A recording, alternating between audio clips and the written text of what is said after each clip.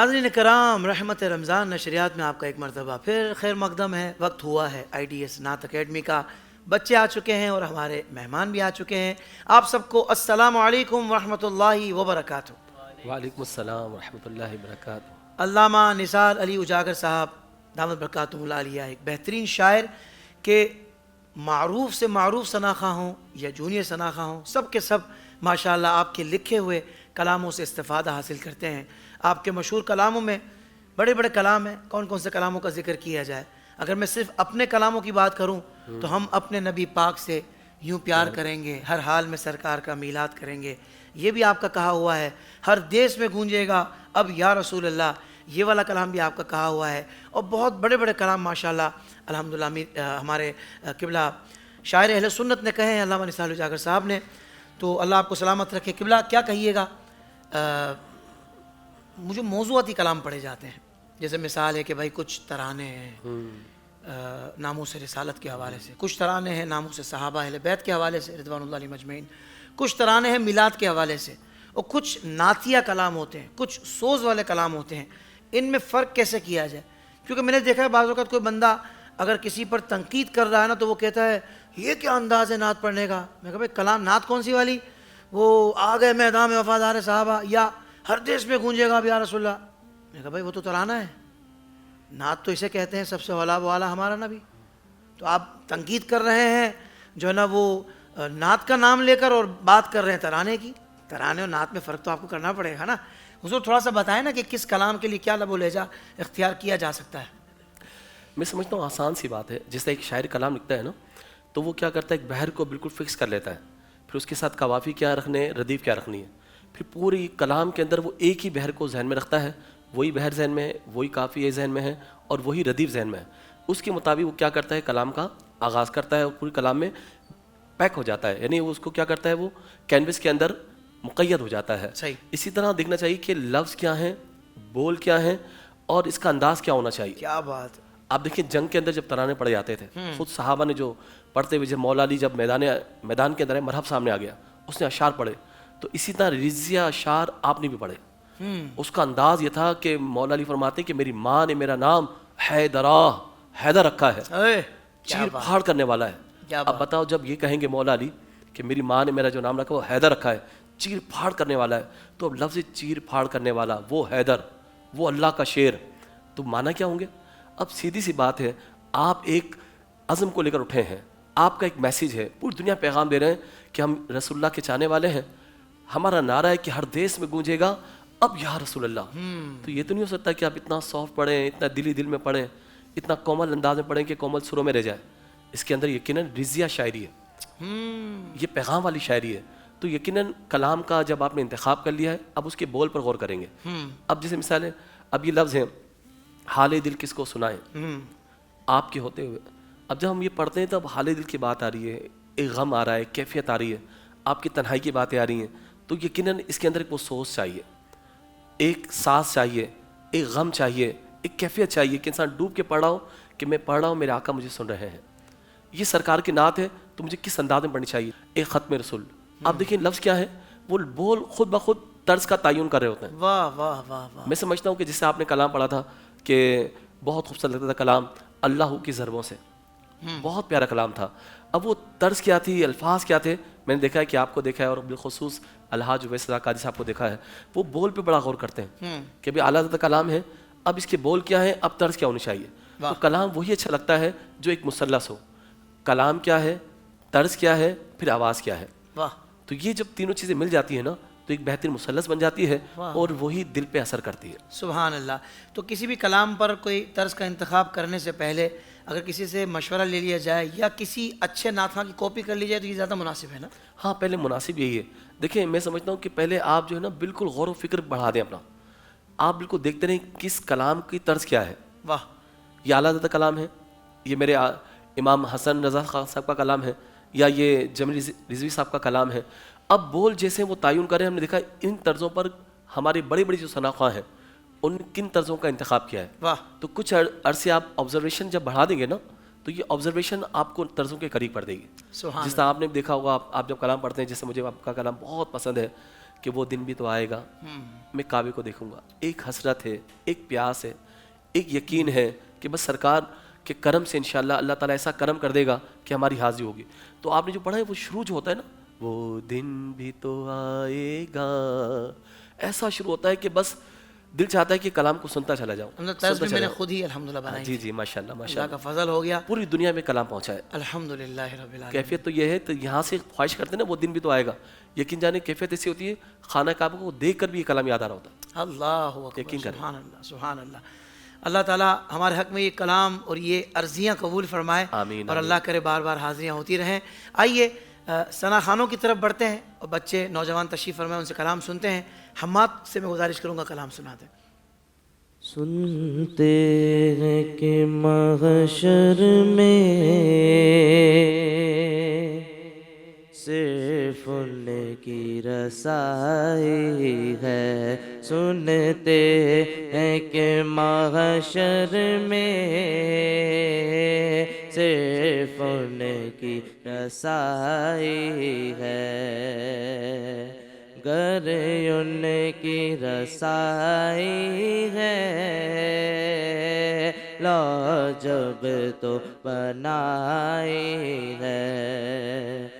سنتے ہیں کہ محشر میں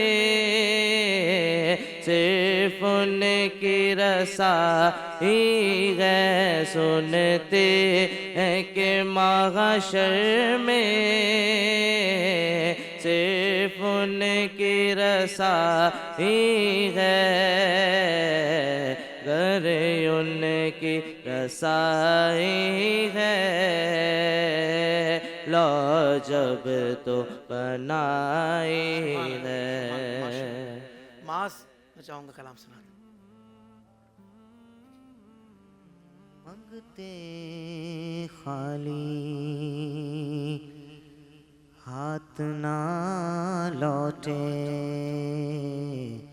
کتنی ملی خیرات نہ پوچھو. منگتے خالی ہاتھ نہ لوٹے,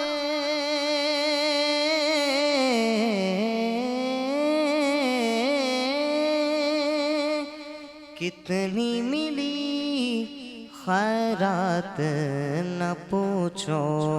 ان کا کرم پھر ان کا کرم ہے, ان کا کرم پھر ان کا کرم ہے, ان کا کرم پھر ان کا کرم ہے.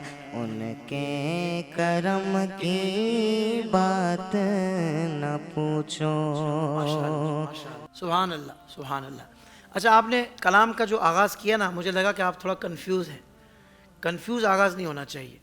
جو دوسری لائن میں آپ ان کا, یہاں پر جب آپ آ گئے نا, آپ کے فیل میں آ گئے تھے, وہی فیل آپ کی آغاز میں ہونی چاہیے. تو آپ کی مطلب سمجھے کہ یہ حاضری اور خوبصورت ہو جائے گی. جی جی صاحب نہیں, مجھے ایسا لگا کہ جب یہ آغاز کر رہے تھے نا, سوچ رہے تھے میں کس کلام کا آغاز کروں. اچھا, یہاں تک بات چلی گئی. دیکھیں کچھ ان سے ایسا ہی تھا. اللہ اکبر. جی جی سر جو ہے کلام کا آغاز میں اعلیٰ حضرت کا کرتا ہوں, تو اس بار جو ہے وہ تھوڑا سا کنفیوز ہو گیا تھا. جی جی, جب انسان پڑھتا ہے نا تو اندازہ ہو جاتا ہے وہ کیا کرنا چاہ رہا ہے. جب آپ مائک پہ لیٹتے ہیں مجھے اندازہ ہوتا ہے کہ آپ نے بس شروع کرنا, کون سا کلام شروع کروں, کون سا شروع کروں. میں تو یہ سمجھتا ہوں کہ جس طرح ہم لوگ بیان تیار کرتے ہیں نا, تو پورا پہلے بیان تیار ہوتا ہے اور مطلب وہ اسٹرکچر قائم ہوتا ہے, پھر محفل کے اعتبار سے کچھ جملے کو, نئے جملوں کا انتخاب کر کے اسی بیان کو کر دیتے ہیں. تو پورا میں آپ کو تیار ہونا چاہیے کہ بھائی 2 یا 3 کلام میں نے تیار کر لیے ہیں, اور ان 3 کلام میں سے کسی ایک کا انتخاب کروں گا. پہلے سے آپ پورا سوچ لیں. اب جب آپ پورا سوچیں گے نا انشاءاللہ, تو پھر آپ یقین کے ساتھ پڑھیں گے, کیفیت کے ساتھ پڑھیں گے. واہ میں کہتا ہوں یہاں پر تھوڑا ڈوب کے پڑھنا چاہیے. واہ واہ واہ. بعض دفعہ ہمارا صرف گلا پڑتا ہے یا آواز پڑتی ہے, دل نہیں پڑتا, دماغ نہیں پڑتا. تو جب آپ کی آواز کے ساتھ آپ کا سینہ, آپ کا گلا, آپ کی فکر, آپ کا دماغ اور آپ کا دل, یہ تمام چیزیں شامل ہو جائیں گی نا, پھر کیفیت پیدا ہوتی ہے. کیا بات. پھر کیفیت پیدا ہوتی ہے کہ لگتا ہے کہ آپ نعت پڑھ رہے ہیں, کیونکہ نعت تو زندگی ہے نا, نعت بندگی ہے, یہ ہماری عبادت کا نام ہے. ہمیں ڈوب کے پڑھنا چاہیے کہ بس میں پڑھ رہا ہوں, میرے سرکار سن رہے ہیں. کیا بات ہے. واہ میرے سرکار سن رہے ہیں. تو آپ دیکھیے کیفیت طاری ہوگی. یہ نہیں کہ بس آپ نے مائک لے لیا اور پورے ذہن میں سوچتے رہے کہ مائک خراب ہے یا میرا گلا خراب ہے یا محفل کے لوگ خراب ہیں, یہ سننے نہیں آئے, یہ شروع کا وقت ہے یا آخر کا وقت ہے, یہ عجیب سی کیفیت ہے, یہ سب چھوڑ دیں ہم. آپ یقین کے ساتھ نعت پڑھ دیں نا, انشاءاللہ اس کا اثر ہوگا. یہ آپ نے علامہ صاحب بڑی گہری بات کی ہے کہ لفظوں کا جمع ضروری ہے. جی جی, پتہ لگا کہ آپ سطحی طور پہ پڑھ رہے ہیں تو وہ بات تو وزنی تھی مگر اس کی ڈیلیوری ہلکی ہو گئی. جب بات وزنی ہے تو اس کی ڈیلیوری بھی اسی مضبوطی کے ساتھ ہونی چاہیے. اصل میں دل اور دماغ کا لنک ہونا چاہیے پڑھنے کے ساتھ ساتھ. صرف گلے پہ توجہ ہے یا مائک پہ توجہ ہے تو آپ کا وہ لنک ختم ہو جاتا ہے. جیسے ہم بھی بیان کرتے ہیں نا, آپ کو بھی تجربہ زیادہ ہے.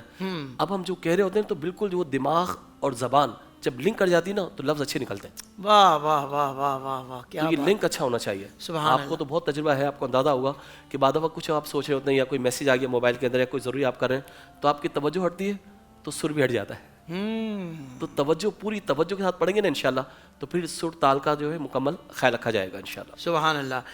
غلام محی الدین سے کلام سنتے ہیں. ماشاءاللہ. میرے خیال کو نسبت ہوئی مدینے سے, مہک گلاب کی آنے لگی پسینے سے. میرے خیال کو نسبت ہوئی مدینے سے, نبی کی آل سے الفت نہیں تو مر جاؤ, نبی کی آل سے الفت نہیں تو مر جاؤ, نبی کی آل سے الفت نہیں تو مر جاؤ. تمہارا مرنا ہی بہتر ہے ایسے جینے سے, تمہارا مرنا ہی بہتر ہے ایسے جینے سے. بھائی واہ, سبحان اللہ سبحان اللہ سبحان اللہ. علامہ صاحب یہ جو اشعار میں جو بول ہوتے ہیں, جو بات جس کے اندر جو کلام کیا جا رہا ہے وہ کتنا اثر رکھتا ہے؟ دیکھیں اصل تھیم وہی ہے, اصل جسے ہم کہتے ہیں اس کا اصل مادہ یہ ہے, حویلہ اس کا یہی ہے, کیونکہ جو حسن خیال ہوتا ہے وہ انسان کا حال ہوتا ہے. اب دیکھیں ہر شاعر کا قلم الگ ہے, اس کا رنگ الگ ہے. کیا وجہ ہے؟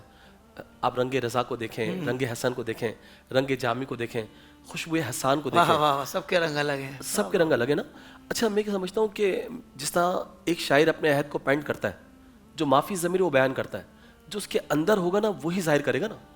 اب دیکھیں خالد محمود خالد ہیں, یہ سب تمہارا کرم ہے آقا کہ بات اب تک بنی ہوئی ہے.